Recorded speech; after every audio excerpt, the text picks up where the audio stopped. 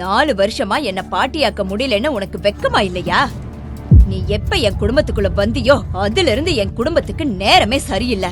நித்யா தனது மாமியார் திட்டுவதை பொறுத்து கொண்டு அமைதியாக நின்றாள். நித்யா தனது கணவன் ஹாஸ்பிட்டல் காரிடரில் வருவதை கண்டாள். பிரகாஷ், பிரகாஷ், என்னோட ரிப்போர்ட்ஸ பாத்தியா?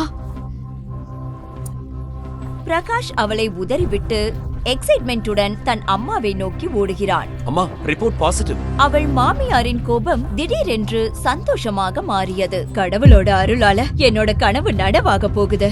பிரகாஷ் மற்றும் மாமியாரின் இந்த திடீர் மாற்றத்தை கண்டு நித்யா குழப்பமடைந்தாள். அவளால் எதையும் புரிந்து கொள்ளவோ பேசவோ முடியவில்லை. அந்த நேரத்தில் நித்யாவின் உறவினரான அக்ஷயா அங்கே வந்து மாமியாரின் பாதங்களை தொட்டு வணங்கினாள். போது நல்லா இருமா, உன்னாலதான் என் கனவு நிஜமாக போகுது. இப்பதான் என் மனசு நிறைவா இருக்கு. பிரகாஷோட வம்சத்தை சுமந்த அடுத்த தலைமுறைக்கு கொண்டு போக போற.